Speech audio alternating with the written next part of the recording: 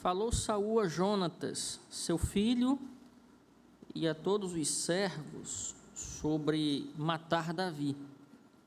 Jonatas, filho de Saul, muito afeiçoado a Davi, o fez saber a este, dizendo: meu pai Saul procura matar-te. Acautela-te, pois pela manhã fica num lugar oculto e esconde-te. Eu sairei e estarei ao lado de meu pai no campo onde estás. Falarei a teu respeito a meu pai e verei o que houver e te farei saber. Então Jonatas falou bem de Davi a Saul, seu pai, e lhe disse: não peque o rei contra seu servo Davi, porque ele não pecou contra ti. E os seus feitos para contigo têm sido muito importantes. Arriscando ele a vida, feriu os filisteus e efetuou o Senhor grande livramento a todo Israel. Tu mesmo viste e te alegraste. Porque, pois, pecarias contra sangue inocente, matando Davi sem causa? Saul atendeu à voz de Jonatas e jurou: tão certo como vive o Senhor, ele não morrerá. Jonatas chamou a Davi, contou-lhe todas estas palavras e o levou a Saul, e esteve Davi perante este como dantes. Todos aqui presentes que já têm razão suficiente sabem que a vida humana ela é atravessada por muitas fases. Eu olho para as crianças e vejo as crianças correndo e brincando, rindo, e é uma alegria muito grande. E isso se dá porque elas não têm uma perspectiva muito clara do que é a dureza da vida. Um filho, quando olha para o pai, olha, eu quero leite. Ele não quer saber se o pai está empregado, se o pai está desempregado, se o pai está bem, se a mãe está bem, ele quer leite. Ou então afago. Todos nós passamos por momentos em que o nosso humor, muitas vezes, não é dos mais agradáveis. E aí o filho chega: papai, eu quero braço, mamãe, eu quero colo. E aí o pai e a mãe fazem um esforço muito grande e, por amor, literalmente é por amor, afaga o filho, abraça o filho, cuida do filho, mas ele não tem a perspectiva muito clara de que a vida ela passa por uma variabilidade muito grande. E aí a criança vai crescendo e se torna um adolescente, daqui a pouco ele se torna um jovem, e aí ele começa a pensar em casar. Não tem muito tempo, eu estava num determinado lugar aqui do presbitério, e um jovem de pouco mais de 20 anos, ele falou para mim que queria casar, ele está noivo, e perguntou para mim se eu poderia dar a ele alguns conselhos. Eu digo: olha, a Bíblia tem muitos conselhos. E abri a Bíblia em 3 lugares, lê aqui. E uma das coisas que eu falei para ele é aquilo que está lá em Provérbios, no capítulo 1, versículo 7. O temor do Senhor é o princípio da sabedoria. Se você quiser ter uma família bem-sucedida, a primeira coisa e a mais importante de todas é que você tema ao Senhor em todo o tempo. Isso precisa ser ensinado às nossas crianças. Por que eu estou dizendo isso? Porque há uma passagem. Esse mês é o mês da família. Eu quero falar um pouquinho sobre isso. Quero dizer que eu sou grandemente devedor ao reverendo Paul Tripp, que tem vários livros sobre família. Então, é preciso dizer aos filhos, aos netos, explicar para eles que acontece uma passagem da vida de solteiro, que tem uma dinâmica, ela tem uma dinâmica e tem uma mecânica mesmo, um modo próprio, e há a vida de casado. Há pessoas que, lamentavelmente, me parece que elas vivem no mundo da fantasia, numa realidade paralela, e eles começam a fomentar expectativas fictícias. Eles acham que o casamento é um parque de diversões. É o filme lá, né? Alice no País das Maravilhas. E depois, eles terminam aprendendo que o casamento é mais ou menos como o segundo livro, né? Através do espelho e o que Alice encontrou por lá. Não sei se os irmãos já leram, né? Recomendo que leiam os encontros que ela teve do outro lado do espelho. Então, alguns, eles pensam em desistir, outros choram as suas mágoas anos a fio, e aqueles poucos, nem se enganem, são poucos, são pouquíssimos, são raros, que chegam a ser bem-sucedidos, eles o são tão somente pela graça de Deus. Tão somente pela graça de Deus. E pela graça, essas pessoas conseguem estabelecer e manter algo que hoje é um desafio agigantado, que é a tal da convivência. É a tal da convivência. Depois você chega em casa, faça lá um checklist, os desafios que você tem enfrentado ao longo da vida de casado. Depois você fala para mim, manda uma mensagem lá no Zap.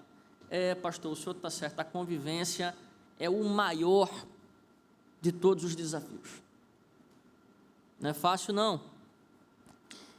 E, como eu falei, existem pessoas que têm uma vocação e para um pensamento muito cândido. Cândido significa ingênuo. E o professor Clóvis de Barros Filho, ele diz assim: a vida tem uma competência lesiva extraordinária.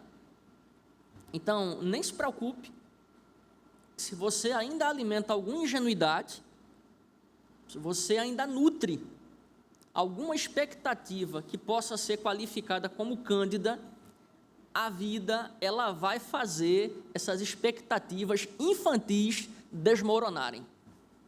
Nem se preocupe, porque o dia a dia é dureza. É dureza.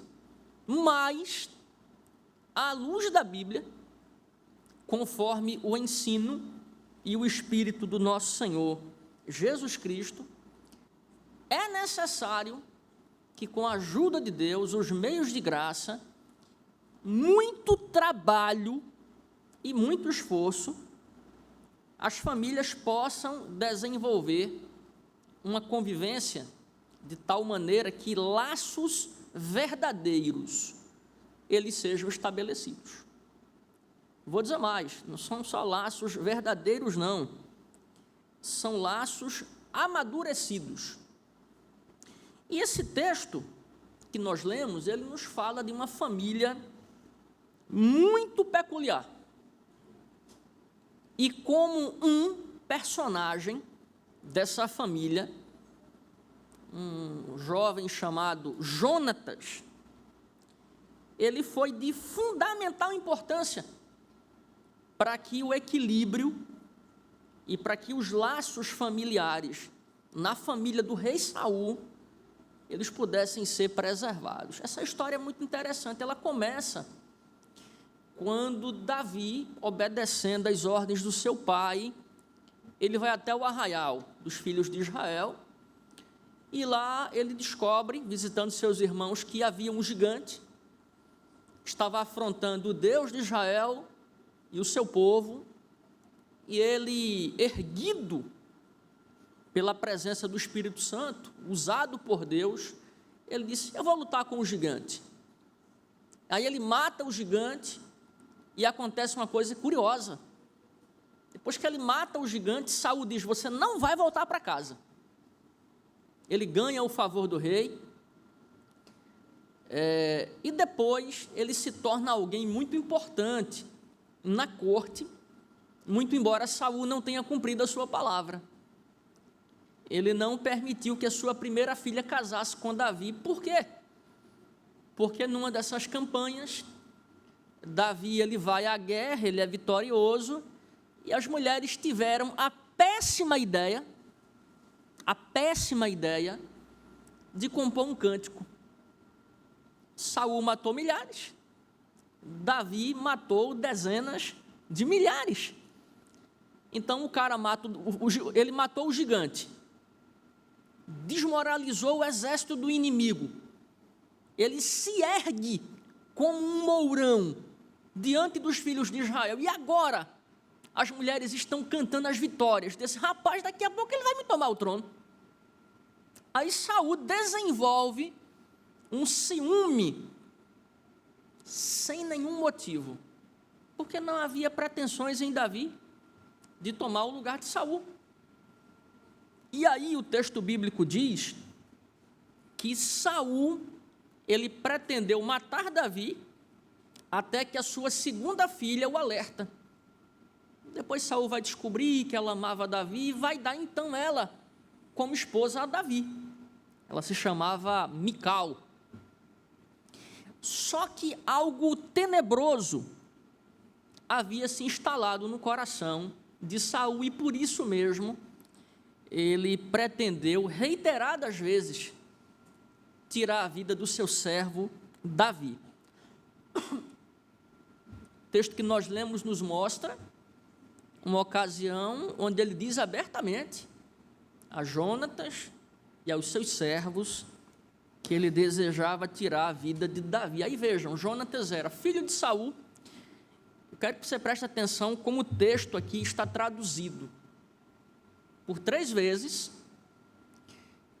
você tem o nome Jonatas, você tem uma vírgula e você tem um aposto, filho de Saul, herdeiro legítimo do trono. Ele vai servir de mediador entre seu pai, Saul, e Davi. E através de toda essa gestualidade, ele vai nos ensinar algumas lições preciosas sobre como vivenciar os laços familiares com equilíbrio. E por isso mesmo eu quero meditar com os irmãos brevemente sobre vivenciando os laços familiares com equilíbrio. Esse texto vai nos mostrar pelo menos 3 maneiras de como é possível vivenciar esses laços de maneira equilibrada. O verso 1 nos mostra que é não ignorando os erros dos nossos familiares. Qual foi o erro? O verso 1 diz: Saul falou a Jonatas, seu filho, e a todos os servos sobre matar Davi. Você pare para pensar. Saul era rei, estava na sua corte, ele conhecia a lei. O 6º mandamento proíbe que nós tiremos a vida de alguém de maneira injustificada, e ele abertamente, ele resolve dizer que ele pretendia matar, olha só, o genro e um herói da nação, um herói de guerra, que sempre o ajudou, que sempre esteve ao seu lado e que se colocou diante dele de 2 formas, como um filho e como um servo.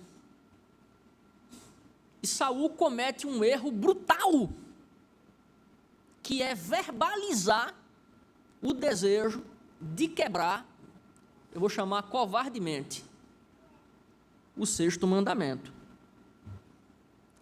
Veja, a vida familiar, como eu disse, ela não é um parque de diversões. Ela é complexa. Erros acontecem a todo tempo. Mas, onde há equilíbrio, não há espaço para que esses erros eles sejam ignorados. Olha só, Saul é meu pai, eu sou legítimo herdeiro do trono, vamos matar Davi também? Só que Jonatas, ele já havia firmado uma aliança com Davi, eles eram irmãos de alma. O que Provérbios diz? Que há amigos mais chegados que irmãos. Era o caso de Jonatas e Davi. Então, Jonatas, ele pautado pelo princípio do equilíbrio, ele buscou manter o equilíbrio dentro da casa. Você vai ver que em toda a narrativa não há acusações, não há nenhuma repreensão, o que há é uma postura mediadora, apaziguadora. A gente percebe que o péssimo erro de ignorar, certas práticas que nós amamos, ou a tentativa de justificá-las, fazem com que esses erros eles sejam perpetrados. E quem age assim pode ser qualificado como cúmplice. Então, se eu vejo um erro dentro da casa e eu não faço nada para tentar corrigi-lo, eu sou um cúmplice. Eu vejo muito isso quando os cônjuges, eles não estão muito bem em sintonia um com o outro. Outro dia uma pessoa falou para mim, em Rio Novo do Sul, estava conversando com essa pessoa, pastor, ontem aconteceu uma coisa tão triste, o meu filho falou comigo, era um irmão, olhando para a mãe, como se a mãe fosse desautorizar aquilo que o pai havia dito, o que é um erro por parte do filho, e é um erro por parte da mãe, e eu gostaria muito de saber com quem aquela criança aprendeu. Aprendeu com a mãe. Aprendeu com a mãe. Então, a gente vê que dentro de casa, às vezes, há aqueles, como diz o reverendo Andrade, são patrocinadores da iniquidade, são semeadores da desgraça na sua casa, são pessoas que o equilíbrio passou bem longe, e são cúmplices, são condescendentes, e depois querem ter uma casa abençoada, depois querem ter uma casa servil, uma casa ordenada. Não vão ter nunca, enquanto não aprenderem a pautar as suas ações pelo princípio do equilíbrio dentro da casa. Vamos aprender com Jonatas, vamos aprender com Jonatas. Ele amava seu pai, esteve ao lado de seu pai o tempo inteiro, mas guiado pelo Espírito Santo, ele soube perceber que o seu próprio pai estava errado. Ele teve uma coisa chamada discernimento, visão espiritual. Olha só, odiar Davi, um servo leal e obediente, era um erro brutal, que seu pai não poderia cometer. Ele sabia que Davi, em momento algum, clamou glória para si, que ele jamais incitou as mulheres a cantarem as suas vitórias. E num gesto de absoluto equilíbrio, ele identificou o erro do seu pai. É como diz no Nordeste, Não tape o sol com a peneira. Não tente tapar o sol com a peneira. Seja realista, encare a realidade de frente. É um erro. Às vezes eu fico pensando que tem muita gente que quando olha para o pai, mas eu vou falar do erro do meu pai, ou então eu vou falar do erro do meu filho. Veja, a gente vai aprender com Jonatas aqui, que há formas, há modos de se abordar o erro de um parente. E até isso, veja bem, o equilíbrio não é só em relação ao lar como um todo, não. É no trato com o outro, mesmo que ele venha a cometer um erro. Então, aqui a gente aprende que um erro é um erro, seja cometido por quem quer que seja. Honrar pai e mãe, honrar a própria família, não significa compactuar com erros que redundarão em consequências para a vida de outras pessoas. Assim sendo, Jonatas vivenciou aquilo que Cristo e Paulo ensinarão mais tarde, o erro deve ser confrontado com a verdade. O antídoto para o erro é a verdade. E onde a verdade ela reina, onde ela perdura, onde ela é estabelecida, há equilíbrio, sobretudo dentro do lar. Segundo, como vivenciar os laços familiares com equilíbrio? Agindo com retidão e evitando rupturas desnecessárias. Da parte B do versículo 1 até o versículo 3, a gente vai ver qual fora a atitude de Jonatas, quando ele se dirige a Davi. Jonatas, filho de Saul, muito afeiçoado a Davi, o fez saber a este, dizendo: meu pai Saul procura matar-te. Acautela-te, pois, pela manhã, fica num lugar oculto, esconde-te, eu sairei e estarei ao lado de meu pai no campo onde ele está, onde estás. Falarei a teu respeito a meu pai, e verei o que houver, e te farei saber. Isso que eu estou chamando aqui de agir com retidão, tem a ver com a postura de Jonatas, em não assumir, em primeiro lugar, uma postura covarde, traindo a amizade de Davi, mas, ao mesmo tempo, não assumindo uma postura neutra. Ele nem está de um lado, nem está do outro. Ele está do lado da verdade. A questão de Jonatas aqui é a verdade. Não é para engrandecer Davi, não é para subtrair Saul, é para que a verdade, ela prevaleça. É para que o juízo, ou seja, a retidão, ela prevaleça. E aí ele vai conversar com Davi, né? Veja, ele distingue o erro do pai, ele avisa a Davi, mas ele não abandona seu pai. É meu pai, eu vou estar ao lado dele, eu estou do lado do meu pai. Posso até conversar com meu pai, dialogar, arrazoar com ele, mas ele é meu pai. Essa expressão meu, aí, isso fala também da afeição de Jonatas pelo seu pai, que era o seu genitor. Como homem de Deus, Jonatas amava a razão, a justiça e a comunhão familiar, e isto pautou sua caminhada em busca do equilíbrio. Olha só, a gente está falando de família aqui. É Saul que é o pai, Jonatas é seu filho, e por outro lado, Davi é genro de Saul e cunhado de Jonatas. O que ele queria? Ele queria que a paz reinasse. Ele queria que aquele problema que foi criado por conta de um bendito cântico das mulheres, ele fosse silenciado. Em momento algum, Jonatas, ele critica seu pai perante Davi. Olha que atitude interessante. Ele sabia que era um erro, mas ele também não inflamou o problema. Ele disse: olha, você se esconde, fica num lugar recôndito, eu vou estar do lado do meu pai, vou falar a teu respeito. Essa expressão, falar a teu respeito, traz a ideia de interceder, traz a ideia de ser aquele pacificador. Jesus disse assim: bem-aventurados os pacificadores. Por quê? Porque serão chamados filhos de Deus. Isso fala sobre o estado psicológico de Jonas. Que homem equilibrado, que pessoa sensata, raríssima. Ele agiu como filho e amigo, e ele agiu também como uma espécie de restaurador. Vamos restaurar a comunhão da nossa família. Ao mesmo tempo, ele não temeu pela sua própria vida. Saul era um homem possesso. Saul deu provas disso. Já havia um espírito que o atormentava. Ele podia, por exemplo, tomar a fala de Jonatas como uma conspiração. Mas Jonatas se aproxima dele, meu pai,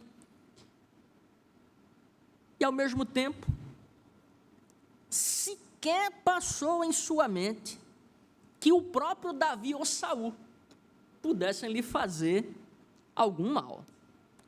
Os versículos 19 ao 3 e os versículos 4 e 5 mostra que ele vai ao encalço do seu pai, e nessa postura de Jonatas, nesse deslocamento, a gente percebe claramente também a altíssima estima e a altíssima confiança que Saul lhe tributava.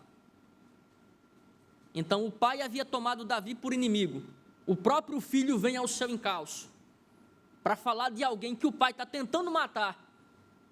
E o pai o ouve, percebe-se claramente também, na pessoa de Saul, o amor que ele tinha por Jonatas e a estima que ele tinha por este.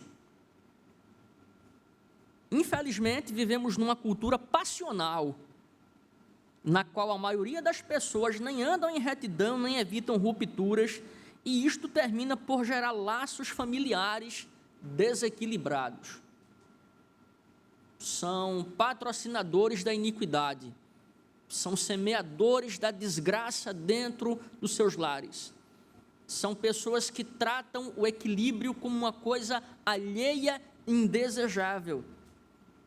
Aqui aprendemos que é possível sim assumir uma postura íntegra ao lado do que é correto, sem a necessidade de gerar rupturas desnecessárias.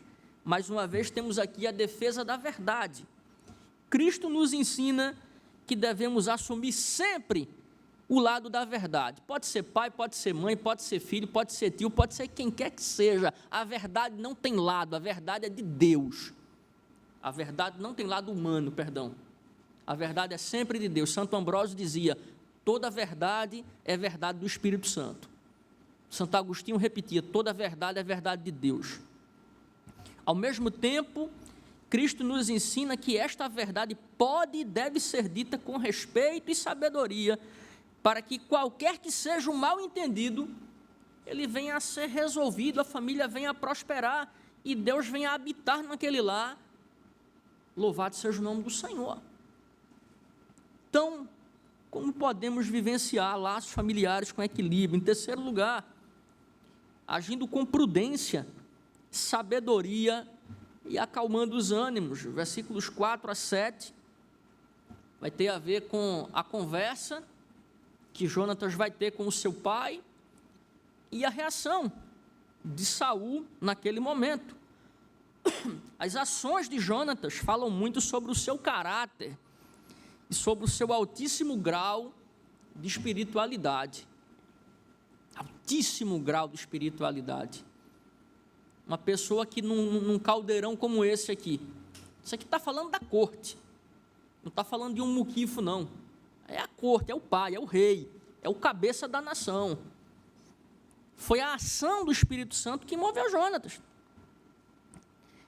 Interessante que ele não retruca perante seu pai, são palavras muito simples, ele age como um intercessor ali, e o texto diz que ele falou bem de Davi a seu pai. Ele não vai elogiar as campanhas, ele não vai elogiar os feitos, ele não vai lançar no rosto do pai, ele apenas vai fazer o pai recordar, olha só, existia um opróbrio contra nós, os filisteus se prevaleciam contra nós, Deus usou esse rapaz, o Senhor se alegrou. Ele está falando dos afetos que Saul... Vejam, na realidade, o texto é tão claro quando diz que Saul se alegrou. Foi Saul quem reteve Davi ali na sua casa. Davi queria voltar para a casa do seu pai. Ele não tinha nenhuma pretensão. Então, o que foi que o Jonatas fez? Ele disse, a realidade é essa aqui, papai. Isso aí foi uma coisa inventada pelas mulheres. Vamos trazer esse homem. Ele é casado com a tua filha, com a minha irmã. E ali, o texto vai mostrar algo muito bonito. Saul atendeu à voz de Jonatas naquele momento. A gente vai ver que depois ele vai tentar matar Davi, mas Jonatas foi bem sucedido. Nessa tarefa aqui, nessa empreitada, nesse momento, é aquilo que se diz, né? Na vida familiar você mata um leão todo dia. Todo dia você mata um leão. Esqueça o parque de diversão. Esqueça. Esqueça Alice no País das Maravilhas. Saiba que A vida tem uma competência lesiva, a dureza da vida vai bater na sua porta e você vai ter que, dia após dia, lutar. E nesse dia aqui, o Espírito Santo fez com que Jonatas, ele lograsse êxito. Tanto é que o texto diz, e Saul jurou, tão certo como vive o Senhor, ele não morrerá. Jonatas chamou a Davi, contou-lhe todas estas palavras, e o levou a Saul, e esteve Davi perante este como dantes. Então a gente percebe que Davi também não era uma pessoa rancorosa. Ele não era alguém amargurado, ele não tinha absolutamente nada contra Saul. E o restante do livro vai mostrar isso. Ele teve a oportunidade de matar Saul, não matou Saul. Quando Saul morreu, ele pranteou, ele amargamente pranteou pela morte de Saul e de Jonatas. Quer dizer, Jonatas sabia com quem ele estava lidando. E Davi, usado pelo Espírito Santo, ele vai atender a fala do seu amigo. Então, aqui nós aprendemos que Deus usa pessoas para a promoção da paz e da reconciliação. E eu quero dizer para os irmãos que nós somos uma família, nós somos a família de Deus, e nós só somos família de Deus porque Deus, pelo sangue do seu Filho, pelo sacrifício de Jesus Cristo, ele selou a paz conosco. Então, nós vemos aqui na figura de Jonatas, um tipo, uma espécie de tipologia daquilo que vai acontecer lá na frente. Aqui a gente está falando de relações humanas, mas há relações cósmicas que precisam serem resolvidas. E Cristo veio, morreu na cruz, deu a sua vida, e o texto vai dizer assim: justificados, pois, pelo sangue de Cristo, temos paz com Deus. Então, é preciso aprender com esse rapaz, mas é preciso também aprender com o nosso Senhor Jesus Cristo, né? Uma vez que ele selou a paz com Deus, ele que é o príncipe da paz, ele que nos saúda com a paz, e ele que deseja que haja no nosso lar a paz. Mas só pode haver paz se houver equilíbrio. E a vivência do equilíbrio dentro do lar é de fundamental importância para a continuidade e a preservação das famílias. Se você não pensa nisso, a partir de hoje comece a pensar. Se não é algo importante para você, viver uma vida familiar equilibrada, passe a pensar a partir de hoje. Porque se a sua família não vive de maneira equilibrada, ela é um péssimo testemunho. Ela não é uma família que glorifica a Deus. Se a sua família é uma família que vive pautada pelo princípio do equilíbrio, tenha certeza, ela tem sido um bom testemunho, pessoas têm observado e Deus tem sido glorificado. Amém?